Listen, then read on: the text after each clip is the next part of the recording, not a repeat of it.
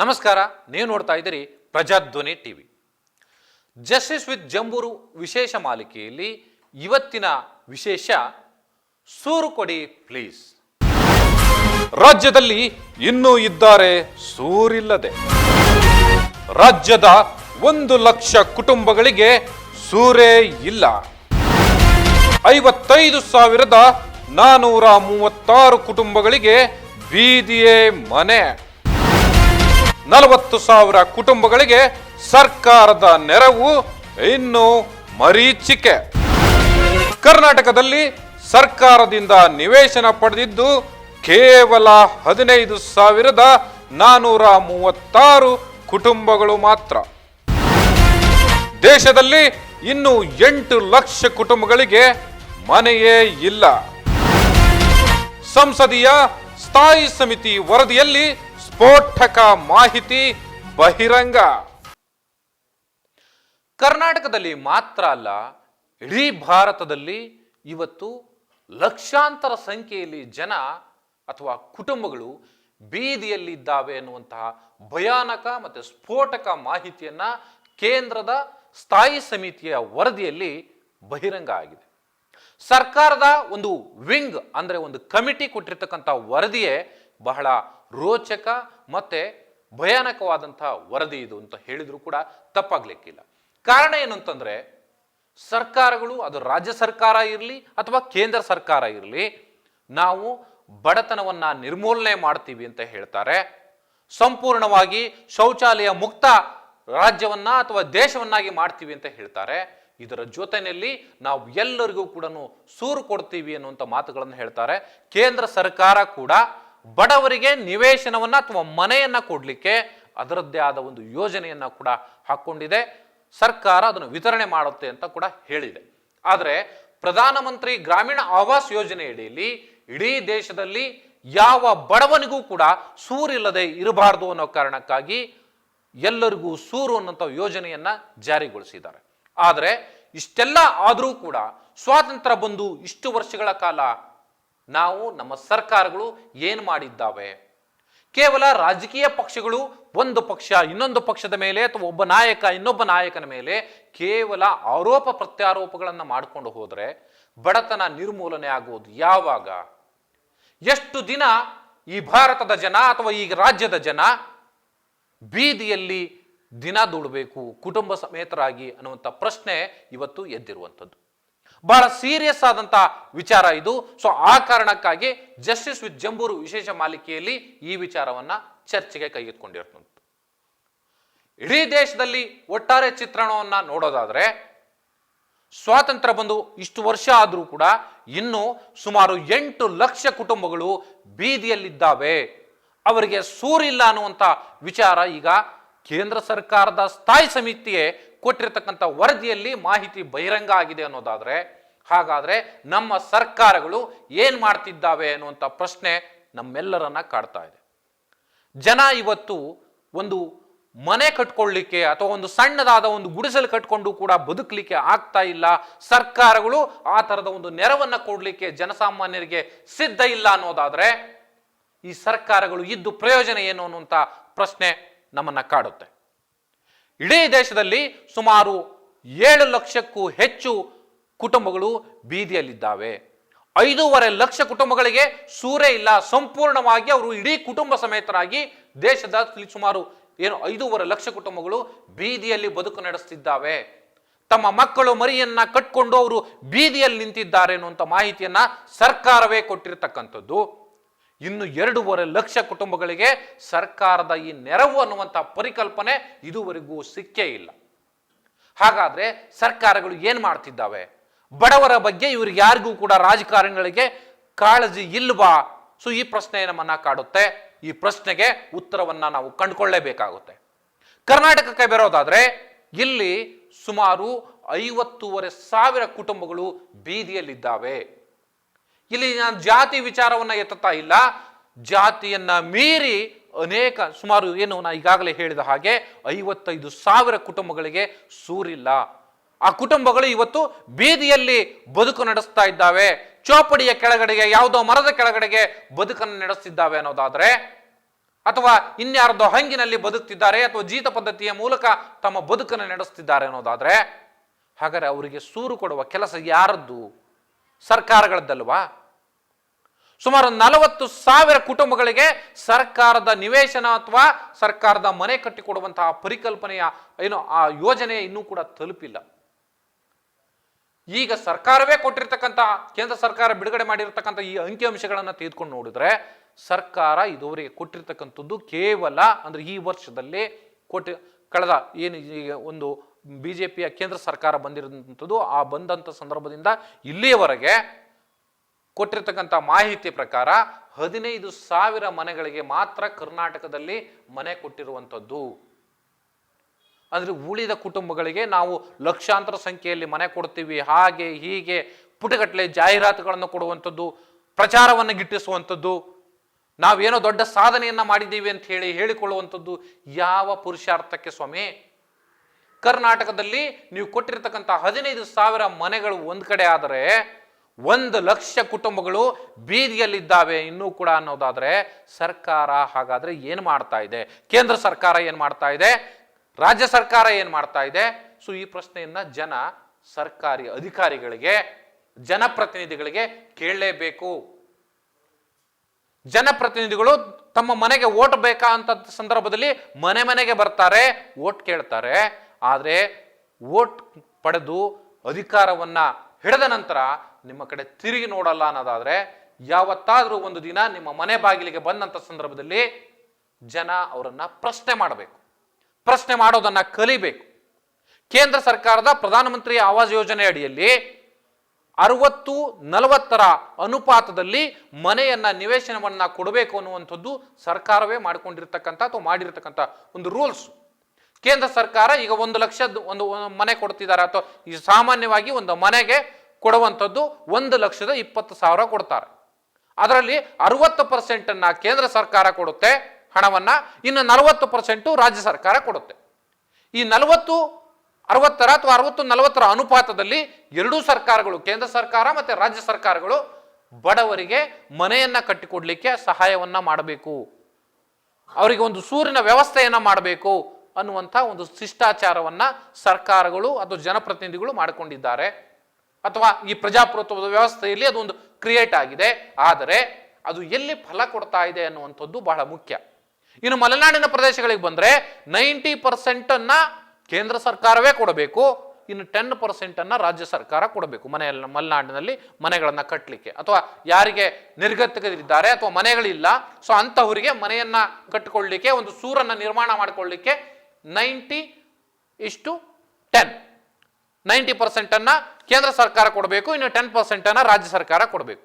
ಆದರೆ ಇಷ್ಟೆಲ್ಲ ನೀವು ಪ್ಲಾನ್ ಮಾಡಿಕೊಂಡು ಎಲ್ಲ ಇದ್ರೂ ಕೂಡ 1,00,000 ಜನ ಕರ್ನಾಟಕದಲ್ಲಿದ್ದಾರೆ. ಇಡೀ ಭಾರತದಲ್ಲಿ 8 ಲಕ್ಷ ಜನ ಬೀದಿಯಲ್ಲಿ ಮಲಗ್ತಾರೆ ಕುಟುಂಬ ಸಮೇತರಾಗಿ ಅನ್ನೋದಾದ್ರೆ ಹಾಗಾದ್ರೆ ನೀವು ಮಾಡಿರತಕ್ಕಂಥ ಯೋಜನೆಯ ಪ್ರತಿಫಲ ಏನು? ಸೊ ಈ ಪ್ರಶ್ನೆಯನ್ನ ಜನ ಕೇಳಲೇಬೇಕಾಗುತ್ತೆ. ಜನ ನಿಮಗೆ ಪ್ರಶ್ನೆ ಮಾಡಿದ್ರೆ ರಾಜಕಾರಣಿಗಳಿಗೆ ಅಯ್ಯೋ ನಮಗೆ ಪ್ರಶ್ನೆ ಮಾಡ್ತಾರೆ ಅಥವಾ ನಮ್ಮನ್ನ ಹಾಗೆ ಹೀಗೆ ಅಂತೇಳಿ ಜನರನ್ನ ದೂಷಣೆ ಮಾಡ್ತೀರಿ. ಜನರನ್ನ ಭ್ರಷ್ಟರನ್ನಾಗಿ ಮಾಡ್ತಾ ಇರುವಂತ ವ್ಯವಸ್ಥೆ ನಿಮ್ಮ ರಾಜಕಾರಣಿಗಳೇ. ನಾನು ಯಾವುದೇ ಒಂದು ಪಕ್ಷವನ್ನ ಇಲ್ಲಿ ಗುರಿಯಾಗಿ ಇಟ್ಕೊಂಡು ಹೇಳ್ತಾ ಇಲ್ಲ, ಅಥವಾ ಯಾರನ್ನ ಮೆಚ್ಚಿಸ್ಲಿಕ್ಕೆ ನಾನು ಈ ಮಾತನ್ನ ಹೇಳ್ತಾ ಇಲ್ಲ. ಎಲ್ಲ ಪಕ್ಷಗಳು ಕೂಡ ಸ್ವಾತಂತ್ರ್ಯ ಬಂದ ಇಲ್ಲಿವರೆಗೂ ಕೂಡ ಸಾಕಷ್ಟು ಕೆಲಸಗಳಾಗಿದ್ದಾವೆ, ಇಲ್ಲ ಅಂತ ನಾನು ಹೇಳಲಿಕ್ಕೆ ಸಿದ್ಧನಿಲ್ಲ. ಆದರೆ ಇಲ್ಲಿವರೆಗೂ ಕೂಡ 8 ಲಕ್ಷ ಜನ ಬೀದಿಯಲ್ಲಿ ಮಲಗ್ತಾರೆ. ಕರ್ನಾಟಕ ಒಂದರಲ್ಲೇ 1,00,000 ಜನ ಕುಟುಂಬಗಳಿಗೆ ಇನ್ನೂ ಕೂಡ ಮನೆ ಇಲ್ಲ, ಒಂದು ಸಣ್ಣ ಸೂರಿಲ್ಲ ಅನ್ನೋದಾದ್ರೆ ಹಾಗಾದ್ರೆ ಅವರನ್ನ ಯಾರು ನೋಡಬೇಕು? ಕೇವಲ ನಿಮಗೆ ವೋಟ್ ಬ್ಯಾಂಕ್ ರಾಜಕಾರಣ ಬಂದಂತ ಸಂದರ್ಭದಲ್ಲಿ ಇದ್ದಕ್ಕಿದ್ದ ಹಾಗೆ ನೀವು ಏನು ಆ ವೋಟರ್ ಐಡಿಗಳನ್ನ ಕ್ರಿಯೇಟ್ ಮಾಡ್ತೀರಿ, ಅಥವಾ ನಿಮಗೆ ಬೇಕಾದ ರೀತಿಯಲ್ಲಿ ನೀವು ವೋಟರ್ ಐಡಿಯನ್ನು ಕ್ರಿಯೇಟ್ ಮಾಡಿಕೊಂಡು ವೋಟ್ಗಳನ್ನು ಹಾಕಿಸ್ಕೊಳ್ಳಿಕ್ಕೆ ಪ್ಲಾನ್ ಅನ್ನ ಮಾಡ್ತೀರಿ. ಆದರೆ ಸೂರಿಲ್ದಂಥವ್ರಿಗೆ ಅಥವಾ ಈ ರೀತಿ ಬೀದಿಯಲ್ಲಿ ಮಲಗುವಂಥ ಕುಟುಂಬಗಳಿಗೆ ಯಾವ ರೀತಿ ನೆರವನ್ನ ಕೊಡಬೇಕು ಅನ್ನುವಂಥ ಆಲೋಚನೆ ನಿಮ್ಮಲ್ಲಿ ಇರಬೇಕಲ್ವಾ? ಸೊ ಆ ಆಲೋಚನೆಯೇ ಇಲ್ಲದೆ ಇರುವಂಥ ಸಂದರ್ಭದಲ್ಲಿ ಹೇಗೆ ನಿಮ್ಮನ್ನ ನಂಬಿ ಜನ ಬದುಕಬೇಕು? ಈ ಪ್ರಜಾಪ್ರಭುತ್ವ ವ್ಯವಸ್ಥೆಯಲ್ಲಿ ನಮಗೆ ನ್ಯಾಯ ಸಿಗುತ್ತೆ ಅನ್ನುವಂಥ ಪರಿಕಲ್ಪನೆ ಆ ಜನರಿಗೆ ಅಥವಾ ಬಡ ಜನರಿಗೆ ಬರಲಿಕ್ಕೆ ಹೇಗೆ ಸಾಧ್ಯ ಆಗುತ್ತೆ?